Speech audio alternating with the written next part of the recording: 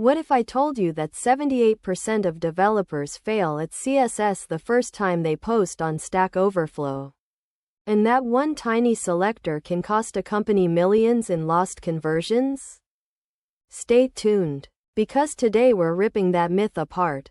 Instead of the usual, how to center a div tutorial, we're flipping the script. We'll start with the exact question that trended on Stack Overflow last week. A layout that broke on every device. And reverse engineer the answer line by line. This isn't a tutorial. It's a forensic CSS investigation. We've all been there. You copy-paste a snippet from Stack Overflow. Hit refresh. And the whole page collapses like a house of cards. You spend hours chasing that one stray margin, only to realize the culprit is a selector you never even saw. The frustration, the late-night coffee, the self-doubt, this pain is universal, and it's why most answers get buried. What if you could turn that chaos into a repeatable, bulletproof workflow? In the next minutes I'll hand you a 3-step framework that elite devs use to dissect any CSS question. Craft an answer that gets upvoted. And, most importantly, never break the layout again. Lesson 1. The Specificity Pyramid. We'll decode the math behind O1 OVSO O1. Show you how to compute it in seconds. And reveal the hidden, important trap that even senior engineers miss. By the end you'll be able to read any selector like a spreadsheet formula. Lesson 2. Real-world CSS at scale. We'll peel back Google's material design tokens. Dissect Netflix's fluid grid that serves 4 billion screens.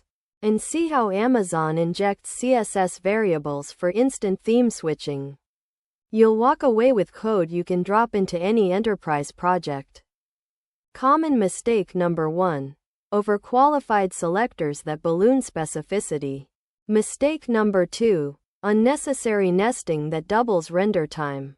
Mistake number 3. Ignoring the cascade, causing ghost styles that only appear in production.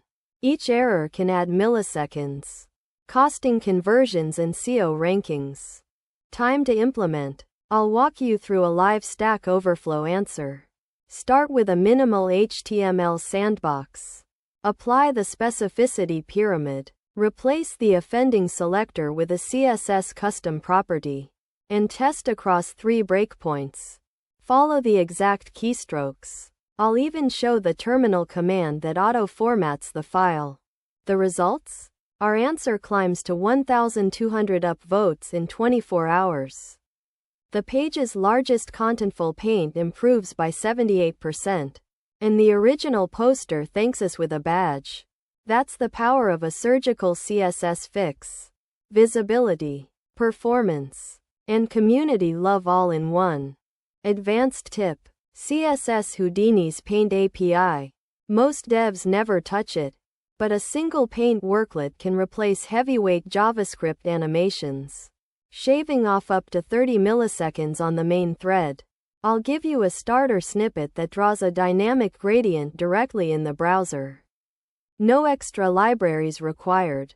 If you loved this deep dive, smash that subscribe button. Join our Discord for daily CSS challenges. And stay tuned for the next video where we turbocharge JavaScript with WebAssembly. See you in the comments.